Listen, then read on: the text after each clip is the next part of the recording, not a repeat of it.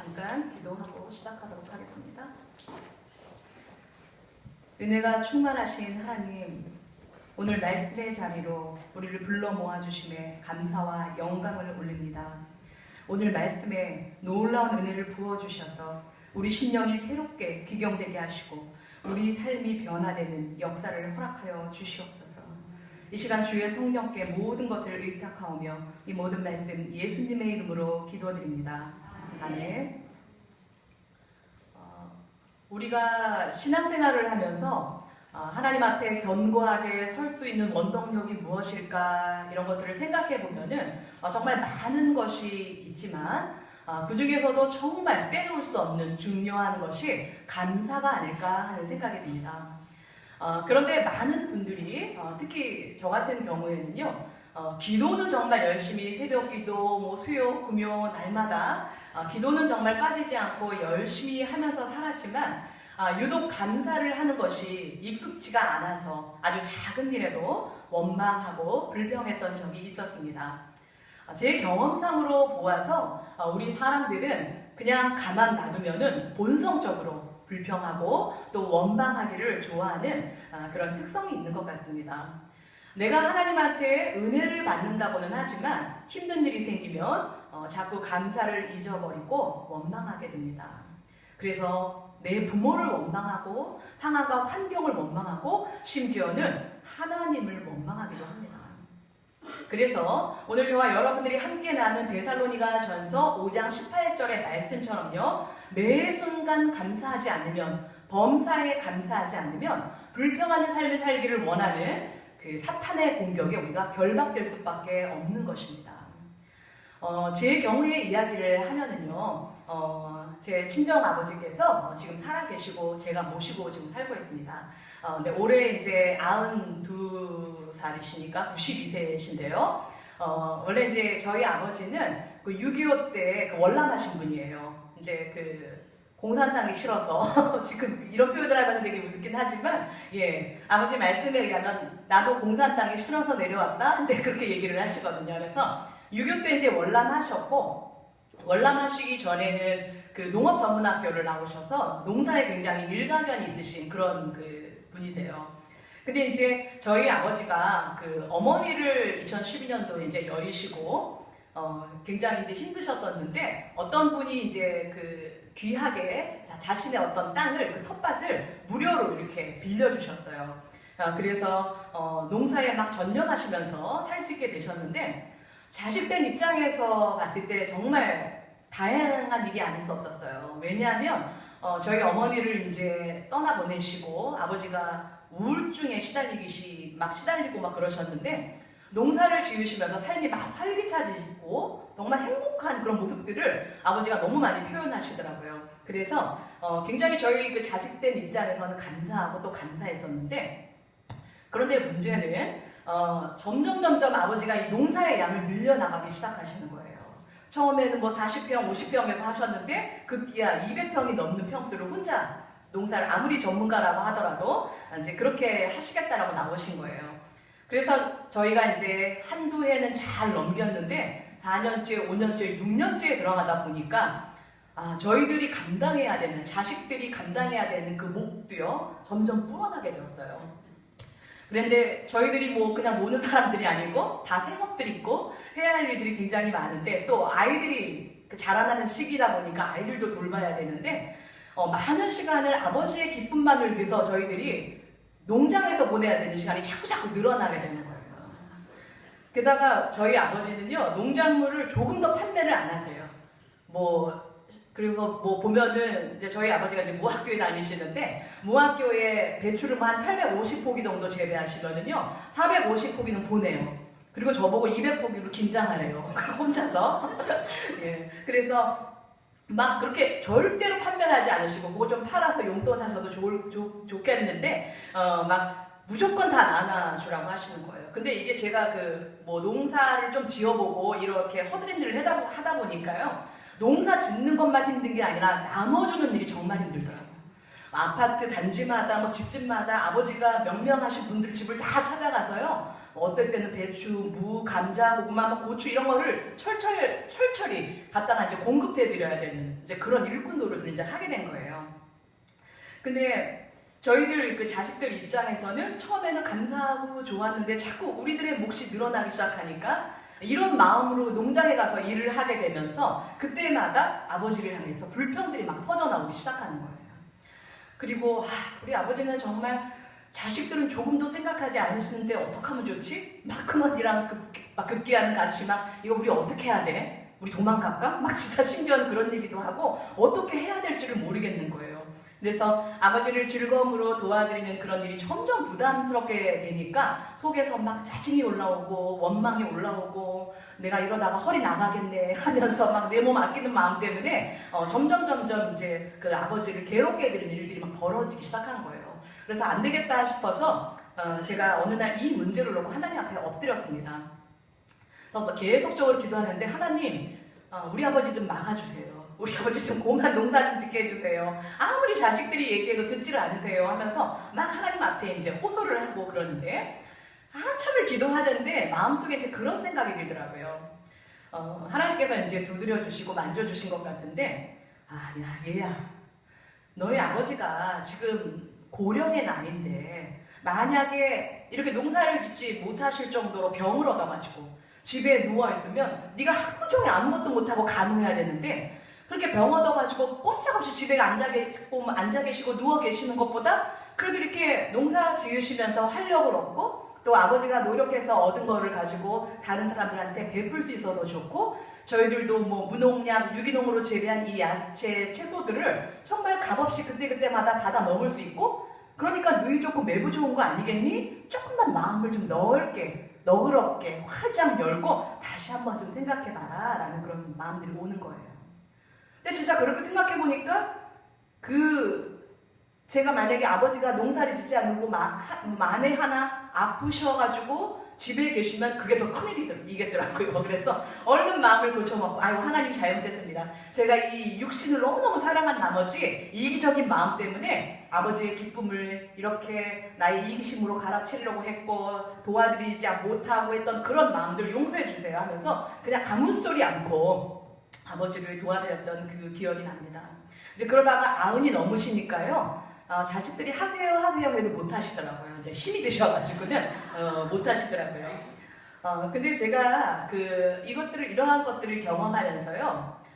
이게 내가 내 중심적인 눈을 가지고 봤을 땐 정말 모든 게 다 만족스럽지 못한 거예요. 이것도 불평이고 저것도 불만스럽고 그래서 불평하는 사람들한테는요 그냥 버릇처럼 모든 게 다 불만한 요소밖에 눈에 보이지 않는 거예요. 근데 내가 조금만 많이 들은 것도 아니고 아주 조금만 감사의 눈을 가지고 보기 시작하니까요 모든 게 정말 다 감사할 거리더라고요. 그래서 이게 내가 이렇게 아주 조금만 방향을 바꿨는데도 이렇게 상황은 아무것도 바뀐 것이 없는데 이렇게 달라질 수 있는 거구나 라는 것들을 하나님께서 깨닫게 해주셔서 감사했던 기억이 납니다. 저랑 이제 함께 예전에 사역했던 목사님 중에 키는 굉장히 자그마하신데요. 좀 이렇게 뚱뚱하신 이런 표현이 참 되게 예의에 어긋나는 표현이긴 한데 몸무게가 128kg가 나가는 저희 교회는 없으시죠? 그러니까 맘 놓고 얘기하는데 그분은 키도 굉장히 작아요. 저랑 별로 차이도 안 나요. 170 조금 넘나? 근데 몸무게가 128kg예요. 근데 이분이 저한테 어느 날 뭐라고 그러시냐면요. 전도사님 저는요 뚱뚱한 게 너무 감사해요. 이러시는 거예요. 그래서 제가 아니 뭘 그게 감사할 거리라고 감사하세요? 막 진짜 이렇게 이야기를 진짜로 제가 되물어 봤었어요. 그랬더니 이 목사님이 저한테 뭐라고 그러시냐면요. 제가 뚱뚱하다 보니까 남들보다 뺄 살이 많잖아요. 이렇게 얘기를 하시더라고요. 전 그때 굉장히 심각한 충격을 받았어요. 진짜로. 그리고 이런 거구나. 이런 마음의 자세구나 하는 생각들이 들었습니다. 여러분 감사는요. 하나님의 눈으로 모든 것을 바라보는 것입니다. 그래서 저는 개인적으로 이 감사라고 하는 것이 내가 정말 믿음을 잃지 않고 이 세상을 살아갈 수 있는 신앙생활을 할 수 있는 아주 중요한 요소라고 생각을 합니다. 그래서 감사가 넘치는 자는요 어떠한 상황 속에서도 항상 감사가 넘치게끔 되어 있어요. 그리고 참 이게 재밌는 영적 질서고 원리긴 한데요. 이상하게 하나님은요, 감사하는 자한테 자꾸 감사할 거리를 막 생기게 하시더라고요. 내가 한 가지 감사를 하면요, 또 감사할 거리들이 생겨요. 두 가지를 하면 네 가지가 막 생겨나요. 이게 어떤 영적인 어떤 질서인 것 같아요. 그래서 내가 감사를 하면 자꾸 감사할 일이 생기게 해주신다라고 하는 사실을 잊지 마시기 바랍니다. 그리고 우리 믿는 하나님의 자녀들은요, 특별히 다른 곳에서 감사의 이유를 찾을 필요가 없습니다. 왜냐하면은요, 이미 우리 예수님께서 나를 위해서 십자가에 달려 돌아가셨다라는 그 사실, 이거 하나만으로도요, 정말 충분히 우리가 감사해야 될 이유가 되기 때문에 그렇습니다. 그 사랑의 공로로 말미암아서 우리가 죽음에서, 정말 사망에서 생명으로 옮겨지게 되었어요. 그래서 이 부분이 내 안에 어떤 굳건한 믿음으로 자리하게 되면요, 불평을 하다가도 정신이 번쩍 들 수밖에 없습니다. 왜냐하면 이게 얼마나 놀라운 사랑인지를 알기 때문에 그렇습니다. 요즘 사람들이 정말 너무나도 쉽게 예수님 믿고 복 받으려고 얼마나 개를 쓰는지 몰라요. 그런데 제가 생각했을 때 어떤 의미에서는요, 우리는 이미 받을 복 다 받았다고 해도 과언이 아닙니다. 이미 예수님을 믿고 우리가 정말 어떤 상황 속에서도 꼭 부여잡아야 되는 그 구원의 복을 우리가 이미 다 받았어요. 그래서 구원받을 수 있는 길이 예수님 때문에 이미 쫙 열려져 있고, 또 이 땅에서는요, 하나님이 나의 보호자 되어주시고 나의 가족과 모든 것들을 책임져 주시기 때문에요, 우리는 더 이상 다른 데에서 감사의 이유를 찾아야 할 필요가 없는 것입니다. 저는 요즘에 들어서 더더욱 제가 이 구원의 복이라고 하는 것이 얼마나 대단한 복인지를 정말 온 영혼으로 절감하면서 삽니다. 내 시력이 오로지 땅만 향해 있을 때는요, 이게 감사한 건지 몰랐어요. 솔직히 되게 부끄러운 고백이지만 저는 사역자임에도 불구하고 구원의 복이다라고 하는 것들이 건드려졌을 때 그냥 뭐 그까짓 것, 이렇게 생각할 때도 있었어요. 그래서 이 구원의 복이라고 하는 것이 얼마나 귀한 복인지를 내 시력이 하늘을 향해 있지 않고 하나님을 향해 있지 않고 내만족 이 땅이라고 하는 이 세상에서 그저 잘 먹고 잘 살고 이런 것들의 모든 우리의 영혼의 촉수가 꽂혀 있으면은요, 이 구원의 복이 얼마나 대단한 복인지 관심도 갖지 못하게 되고, 또 이게 얼마나 위대하고 아름다운 축복인지를 느끼지 못하게 됩니다. 그냥 우리들은요, 그냥 이 땅에서 성공하는 거, 자식이 빵빵 잘 풀리고 돈 많이 벌고 건강하는 거, 이게 정말 가장 우리가 받을 수 있는 최고의 복인 줄 알아요. 제가 실제로 그 어떤 분이 이야기하는 거를 들었는데, 어떤 분이 이제 그 부모님으로부터 50억짜리 건물을 물려받게 되었대요. 근데 사람들이 이분한테 가서 뭐라 그러냐면, 와, 50억짜리 건물을 물려받았어요? 와, 진짜 복 받았네요. 진짜 하나님의 축복을 받으셨네요. 하고 이야기하더라고요. 그런데 이분한테 당신은 구원의 복을 받으셨어요. 라고 얘기하면은요, 뭔가 싸한 느낌이 들어요. 아니, 이런 식으로 반응을 하시더라고요. 그런데 여러분, 분명히 아셔야 되는 것은요, 이것보다 더 큰 은혜와 축복은 없습니다. 그래서 구원의 은혜에 대한 감사는요, 우리가 결코 잊어서도 그 어떤 것과도 비교할 수 없는 가장 중요한 감사 중에 감사라고 하는 사실을 잊지 마시기 바랍니다. 그런데 참 안타깝게도 우리들의 모습을 보면은요, 여전히 감사보다는 불평을 할 때가 더 많은 것 같아요. 예전에 저는 하나님께 내가 아무리 기도해도 주시지 않으시고 사랑의 하나님이시라면서 조금밖에 안 주시네 하면서 불평했던 적이 굉장히 많았어요. 근데 제가 지금 와가지고 생각을 해보니까 내 믿음의 그릇보다 그 분량보다 엄청나게 많은 복을 주셨구나라고 하는 것들을 제가 요즘에 많이 느끼면서 삽니다. 내 믿음의 분량은 간장종지밖에 안 되는데요, 정말 하나님은 저한테 엄청나게 큰 다라이만큼의 큰 그 복을 부어주셨구나라고 하는 것들을 제가 많이 느껴요. 내가 호흡이 있는 거, 이렇게 아직 살아있는 거, 건강한 거, 사역할 수 있도록 해주신 거, 이 늦은 나이에 공부도 할 수 있게 해주신 거 등등등등등등, 이 감사의 조건을 세기 시작하면은요, 어떻게 이루 헤아릴 수 없을 만큼 나는 정말 믿음의 분량은, 내가 하나님 앞에 예쁜 짓 한 거는 조금밖에 안 되는데 어떻게 이렇게 많이 나한테 부어주셨을까라고 하는 감사가 절로 나오게 됩니다. 여러분들도 이제까지의 뭐 20년, 30년, 60년, 70년, 80년 하나님께서 허락하신 이 기간 동안 내 인생의 어떤 그 연한 동안 하나님께서 얼마나 많은 복을 부어 주셨는지를 한번 써보시기 바랍니다. 그러면 그냥 이렇게 막연하게 생각했을 때와는 정말 비교할 수 없을 정도로 줄줄이 그 내용들이 나오게 되는 것을 여러분들이 경험하게 되실 줄로 믿습니다. 사실 내 믿음으로 또 우리의 믿음으로만 보면은요, 나는 아직도 죄의 저주 아래 있어야 마땅합니다. 이만큼 사는 거 내가 잘나서가 아니라 하나님이 그냥 값없이 부어주셨기 때문이다라고 하는 사실을 결코 잊지 마시기 바랍니다. 그래서 사실은요, 지금 부자가 아니어도 심지어 내가 월세를 살아도 또 그것은 내 믿음의 수준보다 하나님이 훨씬 더 많이 부어주신 것이고, 지금 당장 돈이 없어도 또 심지어는 꼴깍숨이 넘어가는 그 순간에도요, 내가 감사해야 되는 것입니다. 항상 내 믿음의 분량보다, 그릇보다 하나님이 더 많은 것들을 부어주시고 또 꼭 잡고 오셨음을 믿으시기 바랍니다. 제 경험상 제가 힘들고 어려운 상황에서 빠져나올 수 있는 방법은요, 감사하는 거였어요. 이상하게 감사를 하면은요, 불평하고 막 화가 나고 속상하고 두렵고 믿음 없는 생각과 말을 하게 되는 그런 상황 가운데서 그것들이 해결이 되고 뽑혀서 나가는 것들을 경험했습니다. 또 감사가 굉장히 대단한 놀라운 영적인 어떤 능력이 있다는 것들을 여러분 경험하게 되시기를 간절히 소망합니다. 그래서 감사는요, 그래서 어떤 상황 속에서도 하셔야 돼요. 감사의 조건이 있기 때문에 감사하는 것은요, 그거는 감사라기보다는 당연한 겁니다.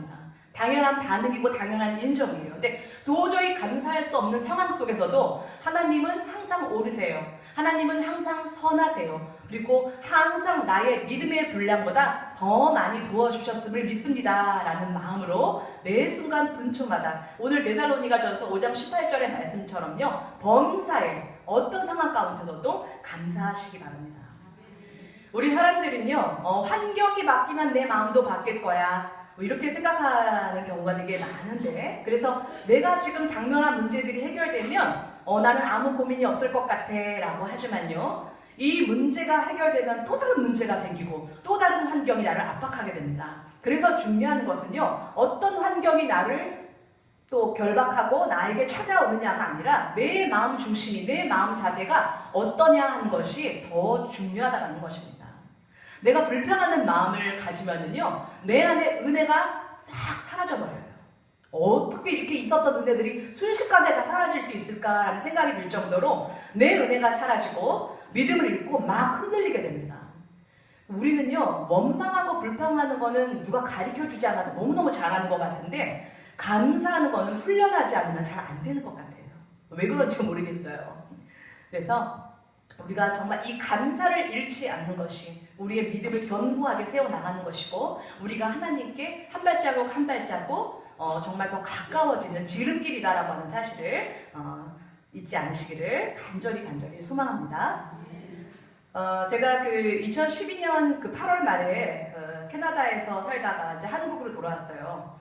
근데 제가 그때 그 되게 어렵고 힘든 일들이, 남들은 되게 꽃밭에서 살다 왔구나 라고 하는데, 저는 제 인생에 있어서 가장 암흑기였었어요. 가장 지쳤고 가장 힘들고 가장 사건 사고가 많았었던, 이제 굉장히 힘들었던 그런 시기였는데, 이제 막상 그 나라를 탈출해서 저는 그 출캐를 해가지고요, 출애굽이 아니라 출캐나다를 해가지고 이제 한국에 돌아와가지고 보니까 또 불평만 하고 막 원망만 하고 힘들어요, 저를 왜 이렇게 이끄시는 거예요 라고 했을 때는 정말로 감사할 수 없었던 내용들이요, 다시 한번 마음을 바꾸고 감사의 시각으로 바라보려고 하다 보니까요, 줄줄이 감사의 조건들이 막 나오기 시작하더라고요. 그래서 제가 요거를 잊지 않고 놓치지 않으려고 그때 막 기록을 해놨었어요. 그래서 최근에 이거를 한번 제가 다시 보았는데, 되게 엄청나게 많은 102가지를 써놨더라고요. 그런데 그 중에 굉장히 재밌는 감사 제목 2가지가 눈에 들어오더라고요. 그러니까 그때는 그냥 감사하다라고 막 써놨는데, 제가 보니까 이렇게 감사 제목을 써놨더라고요. 뭐냐면, 첫 번째, 사골국물 공짜로 먹게 해주신 거. 좀 유치하죠? 그 다음에 2번째, 소고기 값이 엄청 싼 거. 이렇게 써놨더라고요. 근데 이게 써놓고도 웃음이 나왔어요. 여러분들이 이제 들으셨을 때는 아유 되게 수준 낮네 막 그러실 수도 있겠지만, 이 캐나다 사람들은요, 짐승의 그 동물들의 뼈다귀를 고아 먹질 않아요. 여러분들 우리나라에서 이제 뭐 소 앞다리 뒷다리 한번 그 사골국물 내먹고 싶어서 우리 정육점에 가가지고 뼈다귀 한번 달래면 엄청 고가잖아요. 그래서 무슨 명절이나 생일날이나 큰 맘 먹고 뭐 이렇게 좀 목돈 들어오면 그거 가지고 이제 뼈다귀 사다가 이제 뭐 고아 드시고 이제 그러잖아요. 근데 이게 유독 한민족만 이렇게 곰탕 같은 거 푹 과가지고 먹는 거를 좋아하지, 그 외국 사람들은 이런 거를 되게 좀 안 좋게 생각해요. 그냥 고기 같은 것도 살짝 구워서 먹는 거지 이렇게 푹 그것도 뼈다귀로 구워가지고 먹는 거를 약간 불경스럽게 생각하더라고요. 그래서 그러다 보니까 그런 사고관념이 전혀 없는 우리나라 사람들이 신난 거예요. 제가 살던 곳이 몬트리올인데 몬트리올에 있는 그 정육점의 사람들은요, 이게 이제 뼈다귀에 붙어있는 살들을 다 바른 다음에는 이 뼈다귀를 이제 버려야 되잖아요. 폐기 처분을 해야 되는데 한국인들이 늘어나면서 다 달라고 그러는 거예요.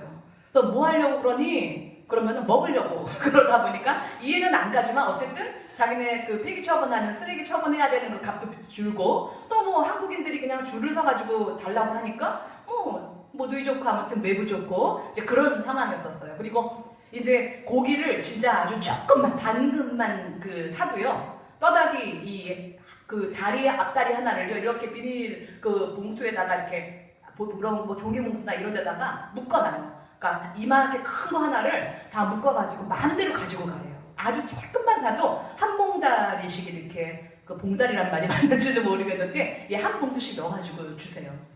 그래서 그리고는 심지어는 이런 것들을 오히려 그 정육점 주인들이 되게 고마워해요. 그래서 야, 너 한국인이지? 그래요. 그러면은 야, 너 그 뼈다귀 필요하지 않아? 막 지나가는데도 물어보기도 하고 막, 그래서 굉장히 열심히 1년 내내 고아 먹었던, 그리고 필요할 때마다 꺼내서 먹었던 그런 기억이 납니다. 근데 이게 지금 그때 이렇게 써놓은 것들이 있어서 제가 여러분들한테 소개한 거고요. 별거 아닌 것 같지만 감사를 하기 하다 보니까 이게 엄청난 감사였더라고요. 저희 가족의 국거리를 책임지는 그것도 공짜로 얻어가지고, 그리고 이제 또 한 가지요. 소고기 값이 엄청 싸요. 그래서 거기 이제 그 엘버타 주의 어떤 그 목장에서 굉장히 싱싱한 소들이 이제 거기서 이제 막 이렇게 양육이 되는데, 우리나라와 비교해서 질이 결코 떨어지지 않는 굉장히 맛있는 질 좋은 소고기를요, 보통 한 4~5배 싼 가격에 사요. 게다가 이 소고기를 세일을 만약에 하게 되면 뭐 두부 사러 갔다가 너무 싸가지고 고기를 사가지고 오는 거예요. 그래가지고는 어떨 때는 야채나 두부값보다 소고기를 훨씬 더 싸게 구입해가지고 왔었던, 근데 그런 것들을 생각해 보니까요, 굉장히 감사한 거였더라고요. 그래서 굉장히 잘 먹고 잘 살았어요. 적은 비용을 가지고. 네, 그래서 그걸 생각해 보니까 정말 감사하네 라는 그런 그 마음이 들더라고요. 여러분들, 우리가요 감사를 잃어버리고 그래서 우리가 믿음을 잃어버리게 되면요, 어떤 결과가 나오는가 하면 나뿐만 아니라 내 주변 사람들까지도 굉장히 부정적인 영향을 미치게 돼요. 오늘 그 본문 말씀은 아니지만요, 민수기 13장 31절부터 33절에 보면은요, 굉장히 유명한 이야기가 나오죠. 이 당시 그 이스라엘 백성들이 출애굽해서요, 하나님이 주신다라고 약속하셨던 이제 가나안 땅으로 들어가는 그 도정에서 영도적인 지도자 그 모세가요, 그 각 지파에서 한 명씩 뽑아가지고 12명을 뽑아가지고 우리가 이제 앞으로 가게 될 가나안 땅을 한번 정탐하고 와라라고 하는 명령을 내립니다. 그래서 12명이 그 가나안 땅에 이제 들어가게 되는데, 분명히 똑같은 상황이었고 12명이 똑같은 사람들이 그 땅에 들어갔는데요, 여호수아와 갈렙 이 두 사람은요, 야, 가보니까 하나님이 도와주실 거니까 우리는 진짜 걱정할 거 하나도 없어. 하나님이 우리의 능력이 되시잖아? 그 사람들은 우리의 밥이야 라고 이렇게 믿음의 말을 고백했는가 하면은, 여호수아와 갈렙 외의 10명은요 난리가 났어요. 야, 우리 그 사람들하고 비교해보니까 우리 메뚜기 떼 같더라. 야, 우리 큰일 났어. 우리 이제 다 죽었어. 우리 이렇게 고생해가지고 여기 이렇게 광야를 그냥 어려운 가운데 막 헤치고 왔는데, 야, 우리 여기서 모든 길이 막히는 거야 라고 하는 부정적인 악평을 해버립니다. 그런데 문제는요, 여기서 그치지 않고 이 10명의 그러니까 갈렙과 여호수아가 믿음의 고백을 했음에도 불구하고 숫자적으로 많은 그 10명이 마구 그 악평을 해버리니까 그 소리를 들었던 이스라엘 백성들의 반응이 어떻게 나타나는가 하면은요, 밤새도록 통곡을 했다고 나와 있어요. 그래서 민수기 14장 1절에 보면은요, 이렇게 나와 있습니다. 온 회중이 소리를 높여 부르짖으며 백성이 밤새도록 통곡하였더라. 부정적이고 감사가 빠진 불평, 불만의 생각과 말들은요, 이렇게 사람들을 죽이게 됩니다. 근데 여기서 문제는요, 이 통곡했다라고 했을 때 통곡은요, 슬퍼서 한 게 아니에요. 이스라엘 백성들이 밤새도록 통곡하고 울고불고 난리치고 하나님 앞에 기도하고 울었다라고 했는데, 이 통곡은 슬퍼서가 아니라요, 여기서의 통곡의 색깔은요, 원망입니다. 하나님, 도대체 왜? 막 하나님한테 왜를 찍어붙이는 거예요. 왜 우리를 그냥 애굽에서 그냥 살도록 놔두지? 여기까지 끌고 나와가지고 죽게 만들고, 하나님이 분명히 내가 너희들한테 줄게, 내가 너희들과 동행할게, 믿기만 해라, 이렇게 얘기하셨음에도 불구하고 난리가 났어요. 그래서 결국 이런 불신앙과 불순종으로 인해서요, 긍정을 선포한 여호수아와 갈렙, 이 두 사람만 빼고 그 나머지는요, 단 한 명도 가나안 땅을 밟지 못했습니다. 다 광야에서 죽게 만드셨어요, 하나님께서. 하나님이 그동안 그 이스라엘 백성들이 정말 얼마나 감사할 일만을 행해주셨는지 몰라요. 그냥 애굽의 그 폭정 아래에서 살 수가 없다라고 신음하니까 모세 보내가지고 많은 기적들을 보여주시고 막 10가지 재앙을 일으켜주시고, 심지어는 애굽 군사들이 막 다 보내줬음에도 불구하고 다시 잡으려고 쫓아오니까 홍해를 갈라주셨어요. 여러분, 지금 이 세상에서 바다가 쩍쩍 갈라지는 그런 기적 보세요? 그럼 바다가 갈라지게 해주셨어요. 그리고 뭐 매출하게 먹여주셨죠. 또 춥다고 하니까, 덥다고 하니까 구름기둥, 불기둥으로 보호해 주셨죠. 그리고 뭐 그뿐인가요? 매 순간마다 정말 나타나셔서 뭐라고 하셨냐면, 내가 너희랑 함께 할게, 걱정하지 마, 내가 너희와 함께 할게. 이 말을요, 성경을 찾아보면은요, 수도 없이 하셨어요. 함께 할게, 제발 두려워하지 마, 강하고 담대해, 괜찮아, 내가 너희와 함께 할 거야, 제발 나만 믿고 순종하면서 따라와라. 이 말을 정말로 진짜 심심하면 나타나셔가지고 해주셨어요. 근데 이렇게 하신 세월이 얼마인데, 사실 이들은요, 어떤 순간에도 하나님의 전지전능하심을 믿고요, 감사했어야만 했었어요. 그런데 그깟 10명의 그 악평을 하는 소리를 듣고요, 이제까지 하나님한테 정말로 갖고 있었던, 또 하나님이 보여주셨던 믿음을 홀라당 다 내팽개쳐 버린 것입니다. 평상시 이들이요, 하나님에 대한 감사와 신뢰가 얼마나 없었는지를 이들의 정말 이 사건을, 이 상황을 통해서 여실히 우리가 볼 수, 또 알 수 있는 것입니다. 여러분, 이스라엘 백성들이요, 정말 이렇게 몽땅 망한 이유는요, 감사하지 않고 불평했기 때문에 그럽니다. 여러분, 이 불평이라고 하는 것이 얼마나 무서운 죄인가 하면은요, 주인이신 하나님을 멸시하는 것이기 때문에 그렇습니다. 하나님을 나의 주인으로 인정해드리지 않는 거예요. 그렇기 때문에 불평이 나오는 거고, 원망이 나오고, 불신하니까, 믿지 않으니까, 믿음이 없는 것이 얼마나 큰 죄인지 몰라요. 그러다 보니까 마구 불평이 나오고, 원망이 나오고, 심지어 뭐 하나님을 향하여 대적하고, 이런 모습들이 나오게 되는 것입니다. 여러분, 그래서 저희들 정말 매 순간, 정말 숨쉬는 순간마다, 분초마다 우리가 항상 잊지 말아야 되는 것은요, 감사를 잊지 않는 것입니다. 여러분, 하나님의 은혜를요, 결코 잊지 마시기 바랍니다. 하나님 앞에 원망을 찍어붙이면은요, 그 죄가 다 내 몫이에요. 결코 축복을 받을 수 없습니다. 내가 하나님을 제대로 믿는다라고 하는 것의 그 증거는요, 날마다 변화되고 거듭나는 거예요. 그런데 이렇게 날마다 새롭게 변화되고 거듭나는 자는요, 절대로 하나님을 원망할 수 없습니다. 원망하지 않습니다. 여러분, 기억하시기 바랍니다. 감사는요, 정말 영적인 보약이에요. 근데 불평이라고 하는 것은 영적인 독약이 된다라고 하는 사실을 잊지 마시기 바랍니다.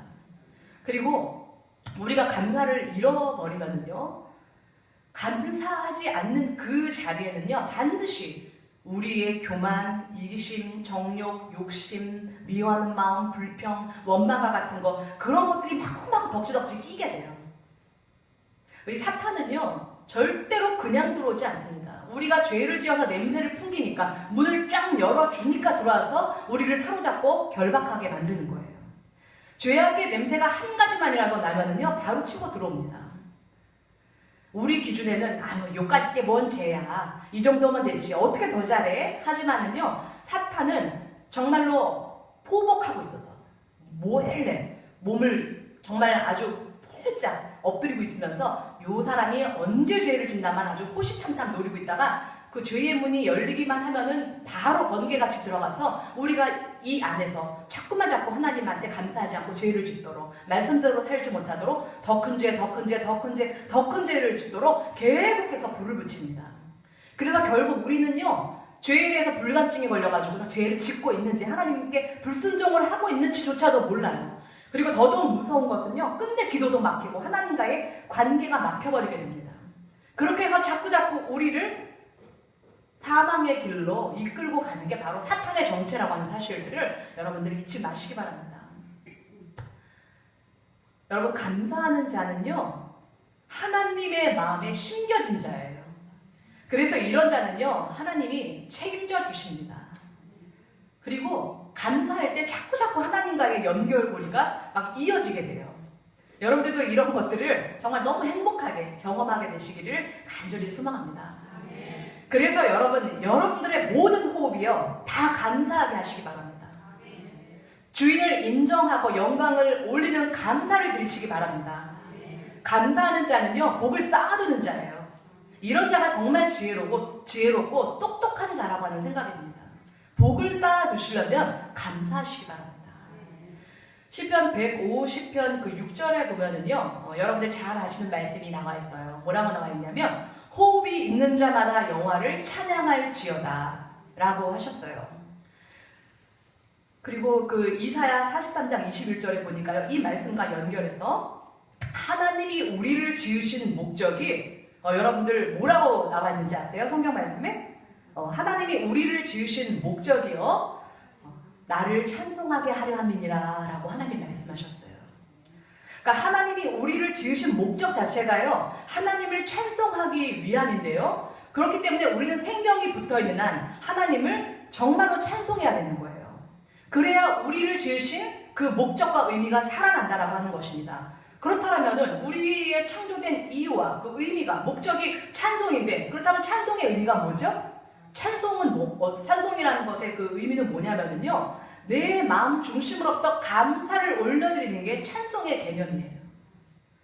자, 그래서 다시 말해서요, 우리의 지음바 목적이 뭐냐면요, 하나님을 찬양하기 위함인데, 그 찬양의 목적이 매 순간 우리 중심으로부터 감사를 올려드리는 거래요. 그러니까 결국 우리의 지으신 바 목적은 뭐냐면요, 하나님께 매 순간 감사를 올려드리는 그런 존재로, 그 감사를 받으시고 싶으셔서, 그 사랑을 받으시고 싶으셔서 저희를 지으셨다는 거예요.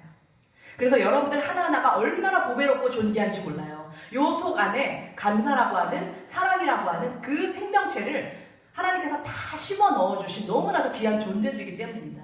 다른 자가 아니라 정말 우리의 하나님을, 전지전능하신 우리의 창조주 하나님을 행복하게 해드리는, 기쁘게 해드리는, 그래서 매 순간 감사와 사랑을 올려드리는 그런 목적으로 지어진 그런 존재들이 바로 우리라는 거예요. 그렇게 보면은 우리 한 사람 한 사람, 옆 사람하고 이렇게 한번 쳐다보시면 얼마나 귀한 존재인가를 느껴지시죠? 네, 한번 쳐다보세요. 진짜 와, 나만 그런 줄 알았는데 집사님도요, 권사님도요, 장로님도요, 목사님도요, 예, 우리는 그런 존재들이에요. 그러니까 영적 정말 자존감을 가지고 사시기 바랍니다. 감히 하나님을 높여드리기 위해서, 하나님을 행복하게 해드리기 위해서, 하나님을 기쁘시게 해드리기 위해서 우리가 만들어졌대요. 그래서 우리가 이것을 알고 우리가 매 순간 감사하는 삶을 살게 될 때 우리가 진짜로 하나님의 자녀가, 또 예수님의 거룩한 아름다운 신부가 될 줄로 믿습니다. 그리고 우리가 원래 이 땅에 태어난 의미와 목적이 온전히 실현되게 될 줄로 확신합니다.